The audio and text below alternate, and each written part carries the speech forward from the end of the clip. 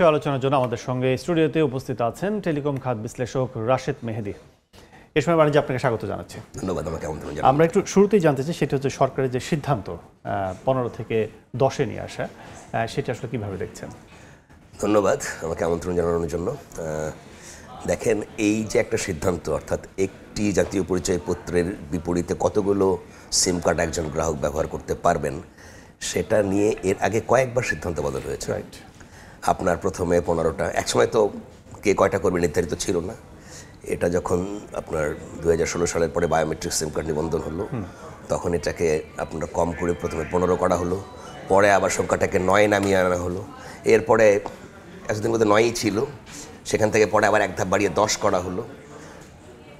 এখন আবার পরবর্তীতে আবার 15 করা হয়েছিল, সেখান থেকে কমিয়ে আবার 10 করা হলো। মানে 4-5 বার কিন্তু সিদ্ধান্তটা বদল হলো। আমার প্রথম কথা হচ্ছে, পলিসিটা কনসিস্টেন্ট হতে হবে। অর্থাৎ আপনি যে পলিসি নিচ্ছেন সেটা প্রত্যেক 6 মাস পর 1 বছর পরে চেঞ্জ করতে হবে কেন? সেই জায়গাটাকে আপনাকে নির্ধারণ করেই পলিসি নির্ধারণ করতে হবে যে আসলে একজন গ্রাহক তার কয়টা সিম আসলে এক নামে নিবন্ধন করা প্রয়োজন। আইডিয়াল যদি বলি, একজন গ্রাহকের তো একটা বেশি সিম দরকার নেই নিবন্ধন করার। অনেক সময় যেটা হয়, বাংলাদেশের বাস্তবতায় যেটা হয়, যে ফ্যামিলিতে ধরেন 7-8 জন মেম্বার আছে বা 5-6 জন মেম্বার আছে।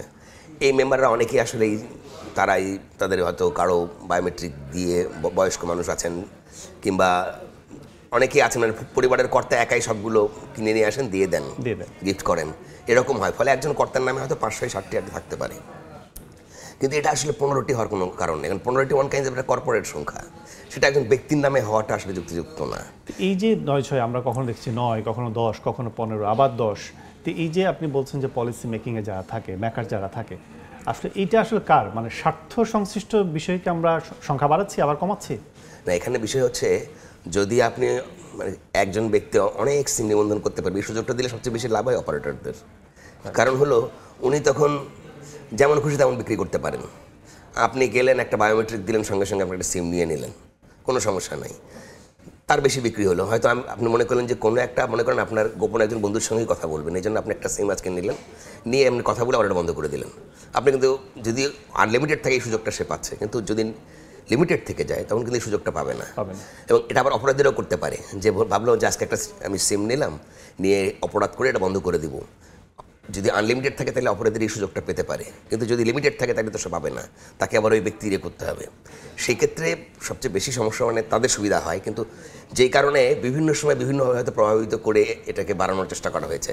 কিন্তু আমার মনে হয় এখন ঠিকই আছে। 10টাও কিন্তু বেশি। একটা পরিবারে এখন বাংলাদেশের সমস্ত পরিবারগুলোতে সব মিলে পরিবারের সংখ্যা আসলে 7-8 জনের বেশি হয় না। তো সেই ক্ষেত্রে যদি 10টা দেয় ইজ এনাফ।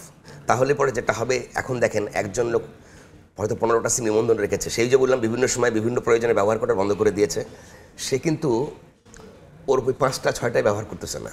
সে ব্যবহার করতেছে হয়তো 5টা সিম তার ব্যবহার হচ্ছে পরিবারে, 6টা বাকিগুলো কিন্তু ইনঅ্যাক্টিভ পড়ে আছে। এতে কিন্তু আবার অপারেটরদের লস, কারণ যখন এই সিমটা ইনঅ্যাক্টিভ পড়ে আছে সে কিন্তু বিক্রি করতে পারছে না।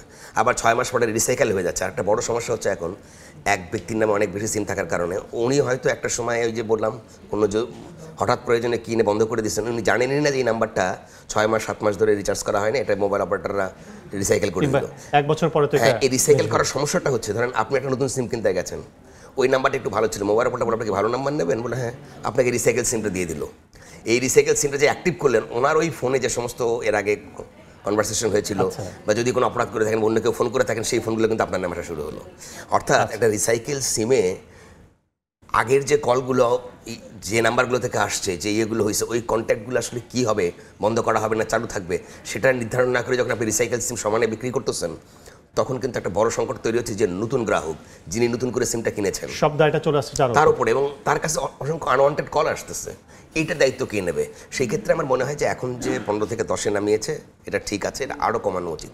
আপনার ম্যাক্সিমাম দেশে 2 থেকে 3টার বেশি দেয় না, সর্বোচ্চ বোধহয় 5টা। সেক্ষেত্রে সবচেয়ে বড় সমস্যা হয়তো বা হয়ে গেছে মোবাইল অপারেটর যারা আছে, তারা কি কোনো ক্ষতিগ্রস্ত হচ্ছে এরকম এর মধ্যে দিয়ে কি মনে করছেন? না, ওই যে তাদের ইচ্ছে মতো সিম বিক্রির জিনিসটা একটু অফ হয়ে গেল, তারা হতে পারে। এখন যে বড় সমস্যাটা হবে, অনেকে হয়তো ধরেন এমন করেছে যে ধরেন তারা একটা কারো ছোট অফিস, 15-20 জনের অফিস বা 12-14 জনের অফিস, সে একার নামে অনেকগুলো সিম কিনে ফেলেছে, কিনে কর্মচারীদের দিয়ে দিয়েছে। এখন তারা যদি সিম কার্ডটা কমাইতে যায়, এখন কিন্তু বাংলাদেশে মোবাইল অপারেটরদের গ্রাহক সংখ্যা মানে কেন্দ্র খুবই কম। তারা গত কয়েক বছরে গ্রাজুয়ালি কমাতে কমাতে কমাতে কমাতে অনেক কম পর্যায়ে নিয়ে আসে। ঢাকায় আপনি খুঁজে হয়তো এক একটা অপারেটর হার্ডলি এখন 5 থেকে 6টা পাবেন, তার বেশি পাবেন না। ফলে এই চাপটা কিন্তু বাড়বে গ্রাহক কেন্দ্রে গ্রাহক যেন ভোগান্তি না হয় সেটা একটু খেয়াল রাখা দরকার। আর যেগুলো তাদের বলে যে ভার্চুয়াল গ্রাহক সেবা কেন্দ্র আছে, ওগুলো আসলে খুব একটা কাজ করে না। মানে কোনো মোবাইল অপারেটরই ভার্চুয়াল গ্রাহক সেন্টার যেটা আছে, সেটা কল সেন্টার তো এখন নাই বলতে পারেন, অন্যগুলোতেও আসলে এভাবে মেলে না। একমাত্র ফিজিক্যালি কোনো সেন্টারে গেলে কিছুটা সেবা পাওয়া যায়, কিন্তু সেগুলোর সংখ্যা খুবই কম। ফলে যখনই একটা বড় সিদ্ধান্ত নিচ্ছেন আপনি, সেই সিদ্ধান্ত বাস্তবায়নের ক্ষেত্রে যখন আপনাকে গ্রাহক সেবা কেন্দ্রে যেতেই হবে, তখন ওই গ্রাহক সেবা কেন্দ্রের আপনার সংখ্যাটা বাড়ানো প্রয়োজন, অস্থায়ী ভিত্তিতে তারা দিয়ে এই সমস্যাটা করুক। না হলে কিন্তু গ্রাহক একটা বড় ভোগান্তির শিকার হবে, যার দায়টা কিন্তু গভর্নমেন্টের কাছে চলে যাবে। আরেকটা বিষয় সেটা হচ্ছে যে নতুন করে যেটা আসছে যে আমি আমার বাসায় হয়তো সিসি ক্যামেরার সাথে একটা সিম সংযুক্ত করছি, আবার অনেকে কর্পোরেটে গাড়ি পরিবহন যারা আছে পরিবহনের সাথে এখানে সিম ট্যাগ হচ্ছে। এই আইটি সেবাগুলো আসলে কিভাবে কি নিশ্চিত হবে? এগুলো তো একটা রেজিস্ট্রেশনের মধ্যে চলে যাবে, তো এটা কি কর্পোরেট বেস হবে না কি অবস্থা? আমি যদি অবশ্যই আপনি যে কোনো সিম কার্ডই ব্যবহার করেন না কেন, ওই সিম কার্ডটার একটা মালিকানা নিশ্চিত হতে হবে। মালিকানা নিশ্চিত না হলে ওই সিম কার্ড দিয়ে যে কোনো ধরনের অপরাধ করা সম্ভব। যখনই মালিকানা নিশ্চিত হচ্ছে, এখন বাংলাদেশে কিন্তু এখনও প্রচুর ভুয়া পাওয়া যায়। কেন? অনেক সময় দোকানেও এটা করে যে ধরেন আপনি একটা কোনো কারণে একটা আইডি কার্ড ফটোকপি করতে গেছেন, সে ওই আইডি কার্ডের নাম্বারটা রেখে দিল, তারপরে সে আপনার এই বায়োমেট্রিককে কোনো রকমের বাইপাস করে সে ওই আইডি কার্ড দিয়ে একসঙ্গে, বায়োমেট্রিক আগে এটা খুব বেশি হতো, এখন তো একটু রেস্ট্রিক্টেড হয়েছে বায়োমেট্রিক করার জন্য। ফলে দেখা যাচ্ছে সে 15-20টা নিজেই এইভাবে সিম অ্যাক্টিভ করে ফেললো, করে সেগুলো বিক্রি করলো। সমস্যাটা কিন্তু হয় যেই কারণে আসলে মালিকানা নিশ্চিত হোক, সেটা আপনার ভেহিকেল ট্র্যাকিংয়ে ব্যবহৃত হোক বা আপনার কোনো আইওটি ডিভাইসগুলো এখন তো আরও বাড়বে, শুধুমাত্র সিসি ক্যামেরা না, ভবিষ্যতে আপনি ফ্রিজের সঙ্গে সিম কার্ড যুক্ত হতে পারে, আপনার ভবিষ্যতে আপনার অন্য অন্য যেগুলো ইউজ করেন, ইভেন আপনার ধরেন আপনার খাটটা মানে তার বেডটা পরিষ্কার আছে কিনা এটা হয়তো আপনাকে মেশিনে জানায় দেবে। হ্যাঁ, এটা হবে। ফলে আপনি আইওটিতে কিন্তু আগামীতে সিম কার্ড অনেক বেশি ব্যবহার হবে। সেক্ষেত্রে আমার মনে হয় আইওটিতে ব্যবহৃত সিম কার্ডের মালিকানা কীভাবে নিশ্চিত করবেন সেটাও আর একটা বিটিআর সেক্টরে নেওয়া উচিত। যে সেটা ধরেন এক লোকের হয়তো এখন 10টা আছে, এবং আমার মনে হয় না পরিবারের ক্ষেত্রে এই 10টার বেশি প্রয়োজন আছে, কিন্তু আইওটির ক্ষেত্রে তো বলতে পারি যেটা আমি আইওটির কাছে ব্যবহার করছি, আমার ডিভাইস নাম্বারগুলো এত, প্রত্যেকটা ডিভাইসের তো একটা নাম্বার থাকে, ওটার এগেনস্ট এই নাম্বারটা সিমটা ব্যবহৃত হতে পারে। সেক্ষেত্রে এমন হতে পারে যে এই সিমে ভয়েস বা অন্য কিছু লক করা হতে পারে, শুধুমাত্র ডাটার একটা সিগন্যাল এখানে ব্যবহার করা হতে পারে। এগুলো অনেক রকম সিস্টেম এখন প্রযুক্তি টেকনোলজি দুনিয়াতে চলে এসছে। বাংলাদেশে এখন পর্যন্ত তো সিম কথা বলা এবং এর জন্য ব্যবহৃত হয়। আইওটির উপযোগী করে সিম কার্ডের ব্যবহার সেটা হয়তো ভবিষ্যতে বাংলাদেশেও হবে, কারণ যখন আইওটিটা বাড়বে আর কি। আমরা যখন আলোচনা করছি সিমের সংখ্যা নির্ধারণে, তখন অন্যান্য দেশে কি অবস্থা যদি একটু বলেন, যে তাদের এখানে কি অবস্থা, সিম কতগুলো একজন ব্যক্তি ব্যবহার করতে পারে? যেমন ধরেন আমাদের প্রতিবেশী দেশগুলোতে আমার জানা মতে ভারত, শ্রীলঙ্কা কোথাও 5টার বেশি নাই, তাদের সবাইকে 5টা করে রেস্ট্রিক্টেড করে দেওয়া আছে। সম্ভবত আমাদের এবং নেপালই সবচেয়ে বেশি সিম কার্ড, নেপালে বোধহয় 9টা ছিল, 7টার আমাদেরই সবচেয়ে বেশি ছিল। এই রিজনে হাইয়েস্ট সিম কার্ড একটা জাতীয় পত্রের পরিচয় মালিকানা দেওয়া, এটা আমাদের দেশে সবচেয়ে বেশি ছিল। এবং ওই যে বললাম বারবার কিন্তু চেঞ্জ হয়েছে, অন্যরা কিন্তু এভাবে চেঞ্জ করে না, আমাদের এখানেই সবচেয়ে বেশি ছিল।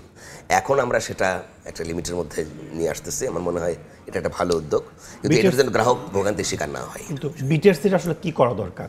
সময় উপযোগী যে পলিসি নেয় বিভিন্নভাবে চেঞ্জ হচ্ছে, এটা আসলে স্ট্যান্ডার্ড একটা পলিসিতে যাওয়া দরকার কিনা? বিটিআরসির আসলে যে কোনো পলিসির ক্ষেত্রে একটা কমপ্লিট স্টাডি থাকা দরকার, একটা সমীক্ষা থাকা দরকার, যে আমি এই পলিসিটা নিচ্ছি, এই পলিসির মেয়াদ কতদিন হবে, এই সময় কেন প্রয়োজন। ধরেন আমি একটা পলিসি নিলাম যে আমার এটা গতকাল একটা জরুরি কাজ আছে, ওটা কিংবা কোনো একটা থেকে প্রেশার আসছে, ওটাকে মিটিগেট করার জন্য আমি একটা পলিসি নিয়ে নিলাম না, এইভাবে না। পলিসিটা নেওয়ার ক্ষেত্রে অবশ্যই আপনাকে চিন্তা করতে হবে আজ থেকে 20 বছরের মধ্যে চিন্তা করে, এর মধ্যে টেকনোলজির কী ধরনের বিবর্তন হবে, কী ধরনের ট্রান্সফরমেশন হবে, সেগুলোকে চিন্তা করে যদি তারা নেয়, হ্যাঁ হয়তোবা সেই পলিসি আবার 5 বছর পরে চেঞ্জ করতে হতে পারে, হ্যাঁ, কিন্তু যদি আপনি 20 বছর মেয়াদি নেন খুব বেশি চেঞ্জ করতে হবে না। কিন্তু আমাদের এখানে যেটা হয় সবগুলো অ্যাডহক হয়, আজকে একটা সামনে একটা প্রয়োজন আসছে, মনে হলো যে আজকে আমার হঠাৎ করে একটু জ্বর এসে একটা প্যারাসিটামল খেয়ে ফেলতে হবে, ঠিক সেই রকম করে একটা পলিসি নেওয়া হয় এখানে।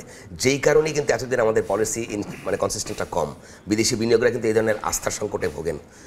অনেক বিনিয়োগকারী এখান থেকে এসে আবার চলে গেছেন এই কারণে যে এখানে কোনো পলিসি মানে রেগুলেটরি স্ট্রাকচার বলেন আর ট্যাক্স স্ট্রাকচার বলেন, কোনোটাই কনসিস্টেন্ট না, সবগুলো হচ্ছে খুবই আনস্টেবল, খুবই অস্থিতিশীল।